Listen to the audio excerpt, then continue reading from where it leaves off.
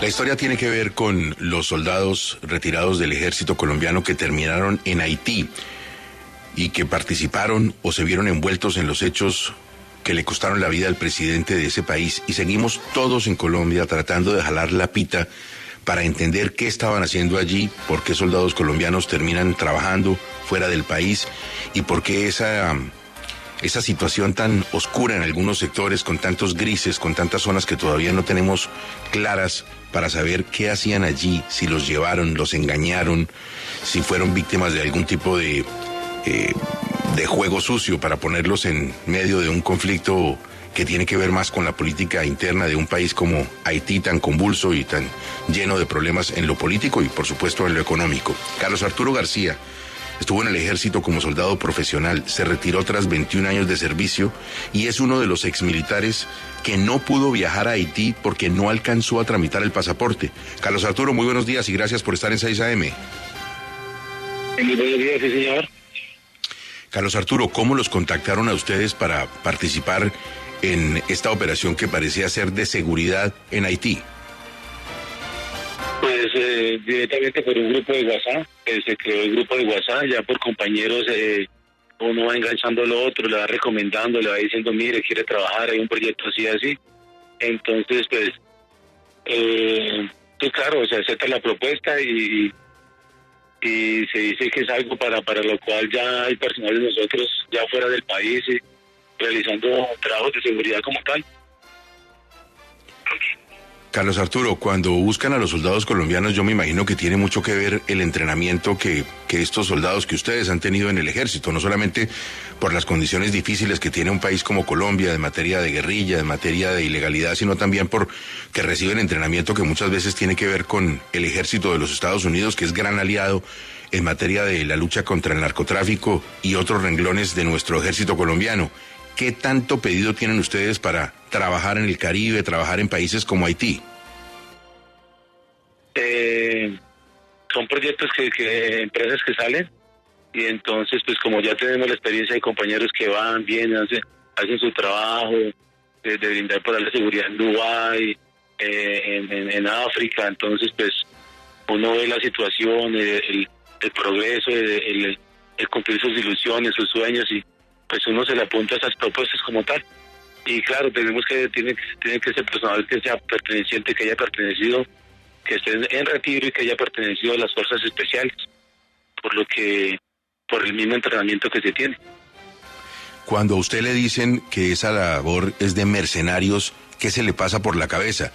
¿Es algo para ustedes denigrante, es ofensivo, es molesto, Carlos Arturo? Sí, claro, porque en un momento uno, desde un principio la vocación de uno es de servir, de dar un servicio, de proteger.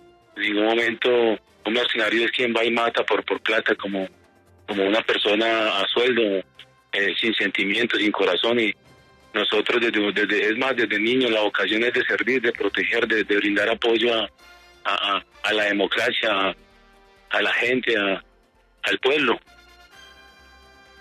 Carlos Arturo, ¿cuánto se gana una persona como usted haciendo este tipo de tareas en países como Haití? Normalmente no, se hablaba de $2.700 a $3.500. Siempre es como un sueldo estándar, depende del riesgo que tenga la persona, entonces de donde se dirija, donde lo envíen, pero en ningún momento se habló de ir a ocasionar daño. Es más, la propuesta como tal era la de contribuir con una democracia y brindar seguridad a un país. Sí. Carlos Arturo, ¿pero les dijeron a Haití o simplemente a un país nunca. De Centroamérica? ¿Qué les dijeron puntualmente en la convocatoria? Sí, señora, un país de Centroamérica como tal, a contribuir con la democracia, a restablecer el orden y que iba a ser complicado porque pues era un país que estaba en decaimiento democrático, social, político. Carlos, usted dijo en la primera respuesta cuando le preguntaba a Gustavo por la convocatoria que se hizo a través de un grupo de WhatsApp. ¿Usted sabe quién creó el grupo de WhatsApp y quién fue la persona que, digamos, reclutó a algunos de ustedes? ¿Fue el señor Capador el que hizo el grupo de WhatsApp? Sí, señor, directamente él, se hacía llamar Manuel, o Manuel Capador, y directamente él se enojaba porque la gente no contestaba, porque la gente no estaba pendiente, porque la gente no tramitaba el pasaporte, porque no tenían la disposición, porque después se arrepentían. Él les decía que paciencia, que si tenían sus trabajos, que por favor que no renunciaran, y que era un proyecto que salía a 3 meses, a 2 meses, y que todo lo iba al paso a paso, que señores, estoy muy contento, ya tenemos un grupo acá, va a viajar el primer vuelo, y esto va a ser grande porque esto va a ser de 100 a 500 hombres, y pensando de pronto en la conformación es más, yo creo, lo más seguro es que inclusive que ya no están, ellos ya fallecieron, fueron asesinados allá. Él pensaría que iba a crecer en el estilo así como estilo de Dubái o por decir África, o otras empresas que hoy día prestan seguridad, y hay gente que a costa de pronto de una ilusión o de un sueño se sacrifica para ir a prestar una seguridad a esos países. Carlos Arturo, ¿cómo era el señor Capador? ¿Qué tal era su reputación? ¿Qué tanto lo conocían ustedes? La verdad, pues uno tiene contacto con consejeros oficiales y suboficiales, y en el caso de eso uno ve que es algo que tienen, que están liderando, y que es muy serio, y que es una propuesta como tal, pues tiene que ser una persona muy seria. Directamente nunca trabajé con él, pero pues conozco el trabajo de los señores suboficiales, oficiales de mi ejército, de mi institución, que uno vive muy orgulloso de todo el personal. De pronto, en algún momento por allá, en otras ocasiones, alguien se ha desviado sus principios, pero en sí la rectitud y la disciplina el honor es uno solo, entonces pues uno aplica a esta situación. Cuando uno termina metido en un grupo de WhatsApp que ofrece estas posibilidades de trabajo en el exterior en materia de seguridad a militares retirados del ejército, como usted, pues uno conoce a muchísima gente que está en el grupo. De los que están capturados en este momento, ¿usted a quién conoce? Al soldado profesional Grosso, al soldado profesional Gómez Ramírez, yo, al sargento Yarse, al soldado profesional Meldiverso, y los demás pues los veía en unidades de fuerzas especiales, dependiendo de nos tocaba algún trabajo, algún viaje, Tolemaida, a Bogotá, a Caquetá, al Putumayo. Uno siempre se tenía un roce, un encuentro con ellos y el saludo, o sea, pero en sí con quien más compartí fue pues con el soldado profesional Ramírez, el soldado profesional ya fallecido Gastón Miguel. Y yo no digo abatido porque es que en ningún momento no son delincuentes, conozco sus familias, sus hijos, vi en el momento que formaban sus hogares, que tenían sus hijos.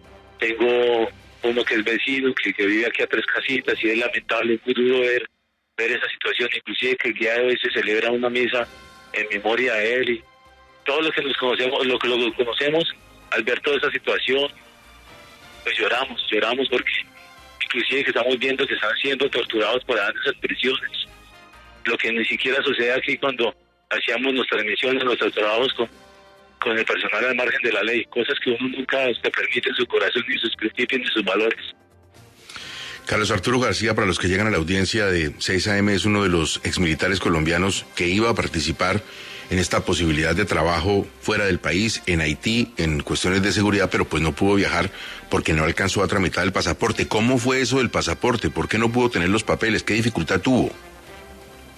Quizás son cosas de destino, porque pues en Tunja no había servicio, en Bogotá por cuestiones del paro, eso fue en época del paro, del cierre de vías, de toda esa situación. Entonces pues me dirigí a la ciudad de Yopal, Casanare, por medio de internet, hice la constitución, semana a semana, un mes y medio estaba en ese cuento, semana a semana, me cancelaban la cita, me la trasladaban cada viernes para la próxima semana, ya me la cancelaban, no pude agendar. Entonces pues quizás cosas de Dios, o sea, un anuncio de pronto, y quizás de pronto antes por descuido, pues nunca pensé, siempre lo descarté y decía, no, pues mi familia, el hogar, el sacrificio, la distancia.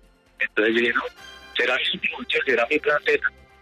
Pero ya viendo la situación precaria de la pandemia, el sueldo no alcanza, nuestras deudas, entonces pues yo dije, no, ya toco esa opción, pero entonces pues no cumplía con los requisitos, y siempre que que se escribía yo decía, me reportaba y pasaporte en trámite, con tal de que me dieran el chance o la oportunidad y no me descartaran, porque quien no aceptaba pues se descartaba, nadie se obligaba. Sí, y como se desencadena todo esto, Carlos, ¿qué piensa usted? ¿Qué le pasa por la cabeza? ¿Qué pudo haber sucedido? Igual uno siempre recibe sus clases, es capacitado todo el tiempo, más en las fuerzas especiales, que son utilizados como conejillos de indias, esa es la mejor coartada de un nivel de pronto un estatus de política o sí, de jerarquía que utilizaron al de menos para una fachada, para obtener un beneficio, para pues, ocasionar un daño grande, porque hay que entenderlo, ¿no? Esta situación. Pero los de menos fueron utilizados, gente con principios, con valores, con sus hogares, gente que hay que fijarse que quién va a irse a un país a pasear, a tomar fotos, a colgarlas en Facebook, a llamar a sus familias que están felices, que están contentos, o a uno mismo, que próximamente llega más personal, que esto va a ser muy bonito, que uniformados, celebrando cumpleaños. Eso no cabe en la cabeza de nadie, es que un personal, y uno conociendo a fondo a esas personas, más de 10 años, pues, nuestro honor, porque nosotros somos hombres forjados con disciplina, con humor, con valores, con principios. No cualquier persona, no cualquier soldado es integrante de estas unidades, que hace miles de pruebas, que mantiene constante entrenamiento psicológicamente, que pasa el polígrafo, situaciones que el trabajo lo amerita y uno pues es inconcebible, y uno sabe que con sus principios y que de corazón de esas personas que eso va a salir bien librado y que no son responsables de nada, que el único pecado de ellos fue confiaron y por sus propios principios y por esas decisiones mal tomadas e ilusiones y sueños llegaron a este punto. Carlos, pero cuando ustedes en el chat, no sé si esto pasó, pero si alguno de ustedes a los que trataron de reclutar preguntaba más detalles, nadie contestaba el detalle. Se lo pregunto porque si a uno lo llaman para una operación como estas, uno por lo menos quisiera saber el destino y la persona a la que uno va a proteger. ¿Eso no se lo preguntaron nunca al señor en los chats que usted recuerda? ¿Nunca quedó claro por qué no se contestaba esa información que parece tan elemental? Un ejemplo claro es de pronto del personal uno no lo hace porque más sin embargo en el primer vuelo lo que les dijeron, que ellos ya tenían conocimiento o directamente cuando ya llegaron allá o les propusieron que era para ir a cuidar al presidente. Yo por no tener el pasaporte al día, pues me pasaron se llamaba el grupo de esfuerzos secundarios, ¿sí? Primero esfuerzo principal, esfuerzo secundario. Entonces, pendiente ahí, haga su trámite, y la demora es que haga su trámite, y por los mismos conocimientos con ellos, pues ya uno decía, no, yo ya estoy adentro, ya, eso es más seguro que...